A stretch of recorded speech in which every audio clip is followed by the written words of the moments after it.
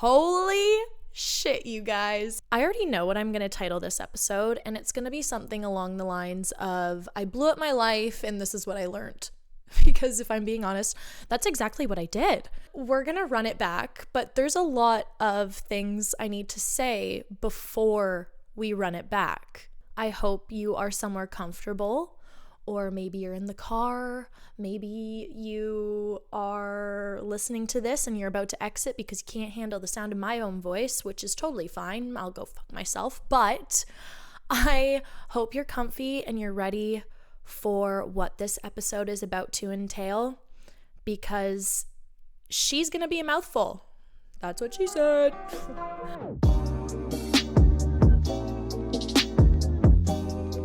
Hello and welcome back to Season 2, Episode 1 of the What Fills Your Cup podcast. I am your host, Riley Alexander. And wow. So I'm just going to start off by stating the obvious that I went on an 8-month hiatus. I just out of nowhere stopped my podcast back in August of last year, and I really want to just say right now, right off the bat, that this podcast or this thing that I have created and am working on creating makes me extremely happy. This is a dream job of mine. This is something that brings me so much joy. And if I'm being honest, it wasn't until I stopped that I sat back and reflected and listened to how many people actually listened to this podcast. I have had so many strangers come into my work, and I'm someone that I talk about my podcast all the time because it's something that I'm not only proud of, but it's something that I'm extremely passionate about. And I have just received so much positive words from people and kindness, and I'm not asking for those individuals to tell me whether they like or don't like what I'm sharing, but I have had quite a few people that I don't know tell me that they've listened to an episode, and that alone, I could cry. I could genuinely cry thinking about it, because it is just so fulfilling and heartwarming knowing that people are taking the time out of their day to listen to my voice. Are you kidding? I'm stuck with it all the time, like internal, external. I don't shut up. Probably also why I picked up a mic, because I have so many thoughts. I'm so thoughtful. I thought, why not record my thoughts? If you are someone that has said kind words or has supported my podcast, I just want to say the biggest thank you, because this is not easy for me to bring back, and we're gonna get into that, and we're gonna get into how I blew up my entire fucking life. And it is a bit overwhelming. I do feel a little overwhelmed, and I do feel quite scared, because being vulnerable online gives people the space to judge your life or provide their opinion on your life, even if I'm not asking for it. But a part of me is like, am I asking for it by putting myself online? Maybe. I beg to differ. That's my new bit. I don't really know what I beg to differ means, but I've been saying it way too much lately. That's not the point. The point is, I just wanted to say a really big thank you to all my family and my friends who have been so supportive, as well as strangers that have been supportive when I talk about my podcast. This just brings me a lot of joy, and I hope that when I am vulnerable with my life and honest, you can hear the passion and love that I have for this career, we want to call it.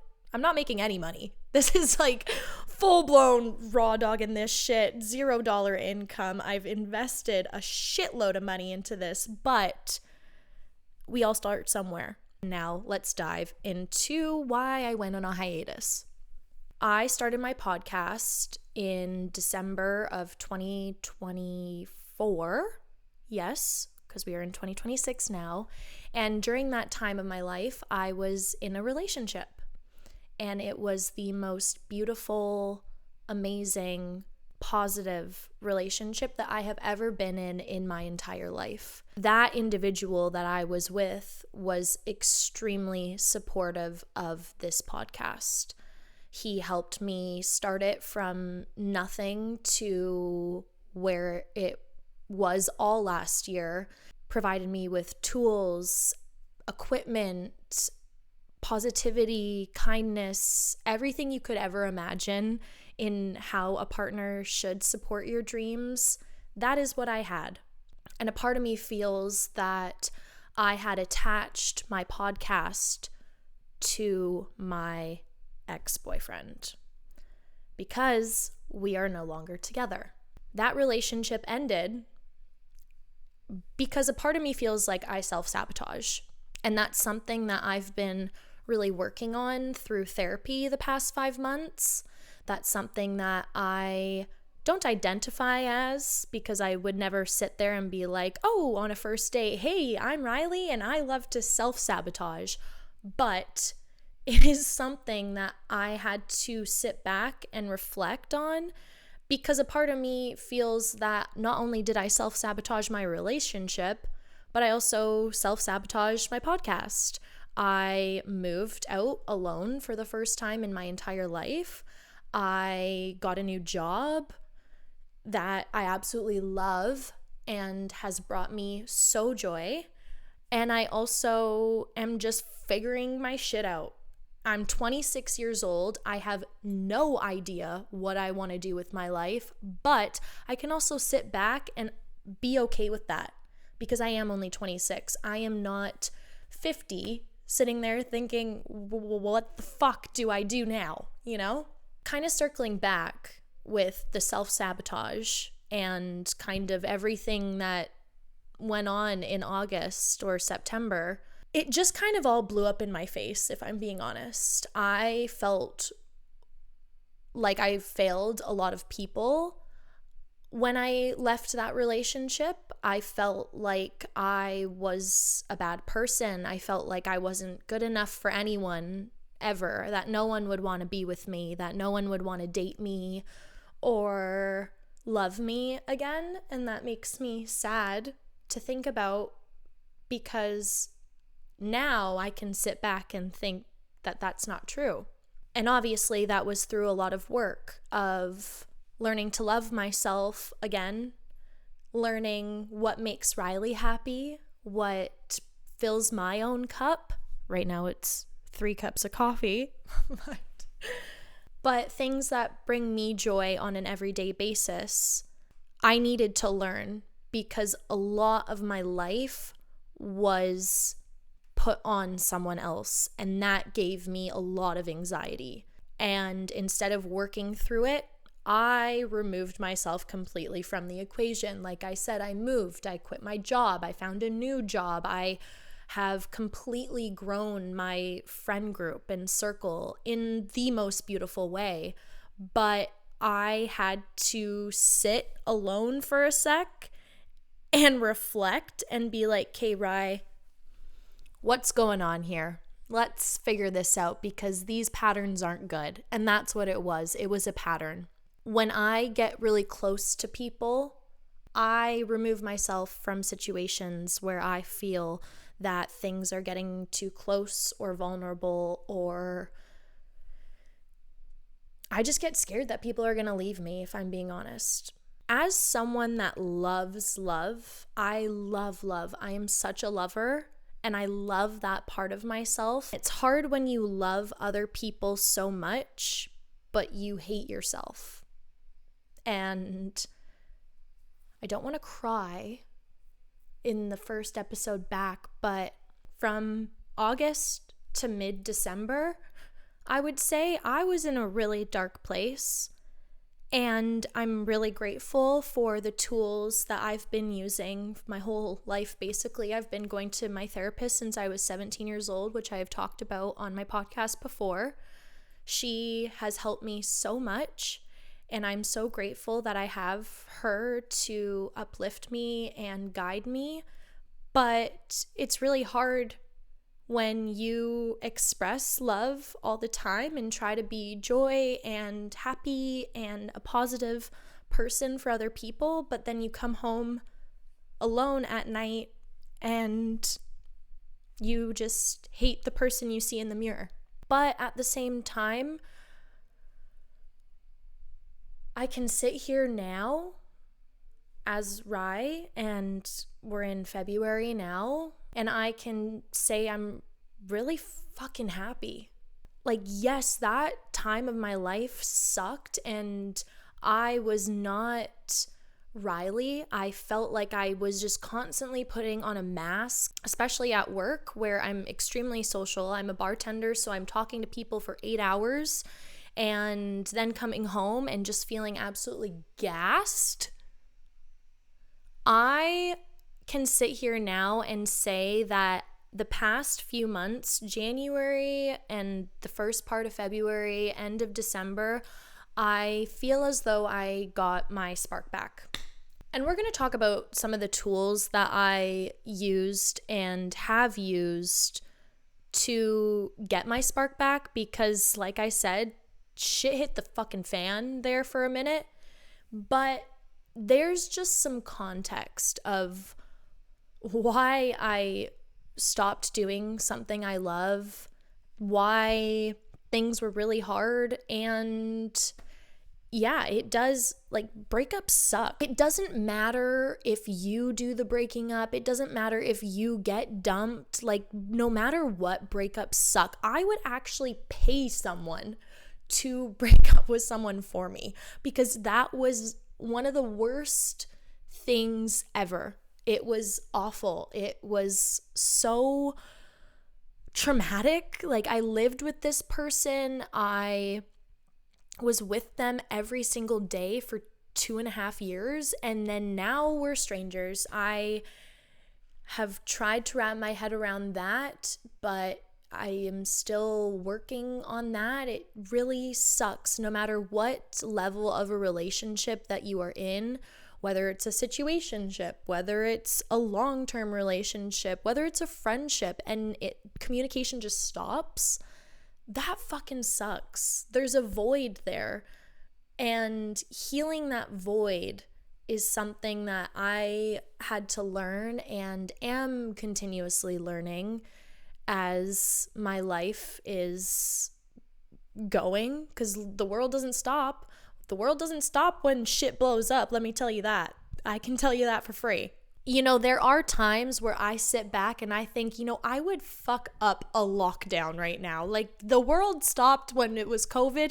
Sometimes I'm like, could we run that back for just like a couple weeks? But obviously not. Like, hello, the economy. But I also think sometimes I just need a breather. I need to be locked down for 2 weeks. No one talk to me. We all can't leave our houses. Like, I could really use that right now. And I don't know what that says about me, but the world keeps on going. That's what I'm trying to get at with this conversation.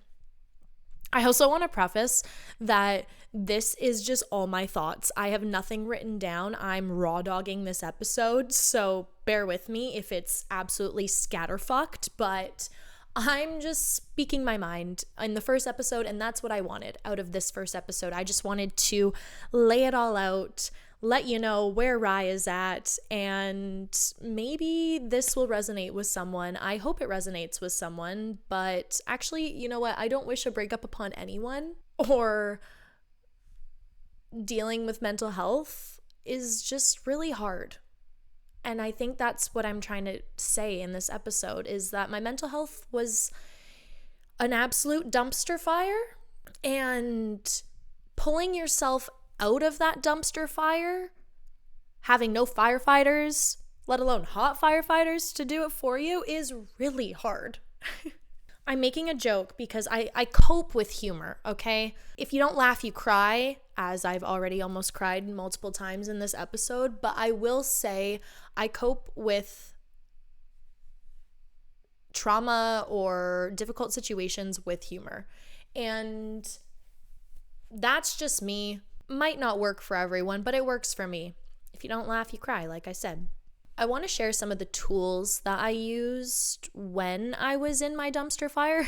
I kind of like that analogy. Like, yeah, shit was a dumpster fire, okay? Now, something that I really, really love to do is write. And journaling is something that I stopped doing for a long time. And then once I picked it back up, I was like, holy shit, I'm about to write a New York Times bestseller. Actually, maybe one day. I don't know. I feel like I could write a book. I don't know what it would be about, but I've been like really into that idea. I should write a book. If you ever see me writing a book, like let's get a few checks to make sure what it's about, cuz like some of the thoughts up in this brain are a little wackadoodle, and that's okay. I love that part of myself. But I started writing a lot, and that has helped me so much, just writing or talking to myself even. I talk to myself all the time, like out loud. I will just say, you know what, fuck this. Or I'll be like, oh, today was a really good day. And I'm going to soak this up, and I am going to appreciate and acknowledge that today was a really good day. And that is something that has really helped me. Aside from therapy, getting outside and moving my body is something that I really have valued. Rain or shine, I will also add. I love a good rain walk. And if you also live in Vancouver, then you understand that we do get a lot of rain. And I try to get outside and move my body once a day. It is something that makes me so grateful for where I live. I love living in Vancouver so much. Today is a very beautiful day. As you can see by the lighting, it's kind of whooshy whooshy whoosh, but that is because the sun is out, and that makes me so happy. When the sun is out, I like to go on long walks. I like to rollerblade. I love rollerblading. It's my favoriteest form of movement, I would say. Those are some things that really help me. And then also making time for my friends. I learned that the void that was left from my past partner was being filled by my friends and family, and that makes my heart so happy that I do have such loving people in my life, and those are the relationships that I'm really trying to nourish and water to allow to grow. And right now I have a freaking foot cramp and it really hurts. Ow. People always say like life isn't easy, and I'm not saying that my breakup ruined my life by any means. I'm not sitting here and I'm not preaching that or anything, but I'm saying like that was a really hard time, and I didn't realize that loss of that relationship, the impact that it had on me, that was really hard, but I'm okay and I'm happy. I'm actually probably the happiest I've been in a while because I have so much to be happy about.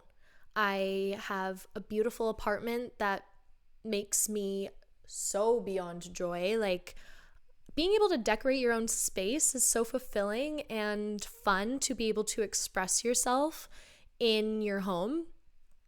And having a job that I can go to that I absolutely love. Every single day I walk through those doors and I am so happy to see my friends, because genuinely my coworkers are my friends. I am so happy that I have family that loves me, and I just feel really rich in life because of those things.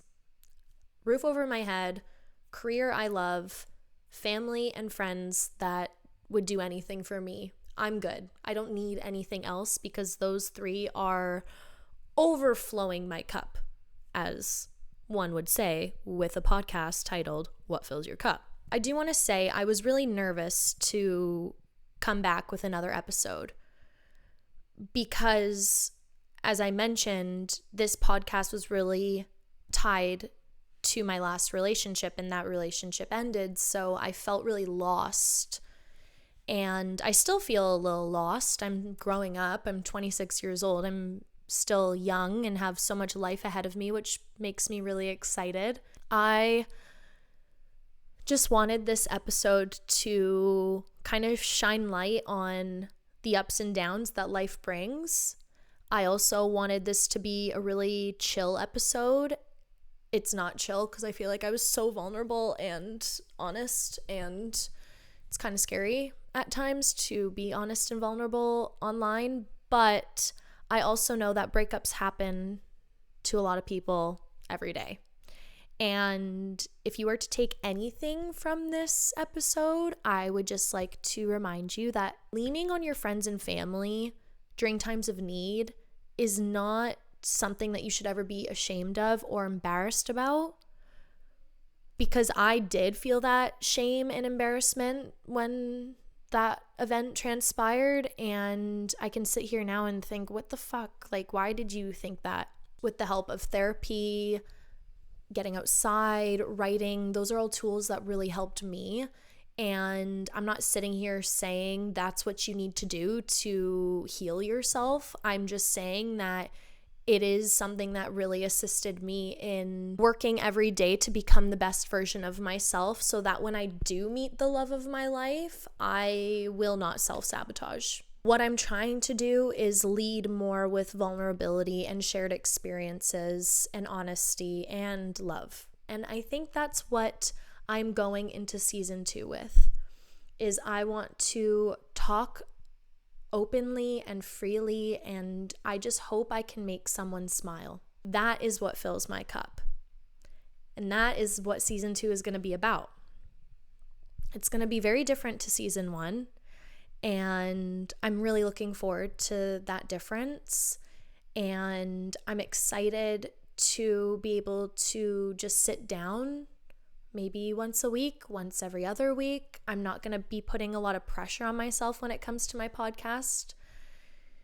It's going to be something that fills my cup, not drains my battery. I'm really looking forward to this next season of life, because it is one of a lot of independence, a lot of learning and growing. And I just hope that if you want to stay and stick around to hear my stories or what's going on in the life of Rye, then I hope you will stay.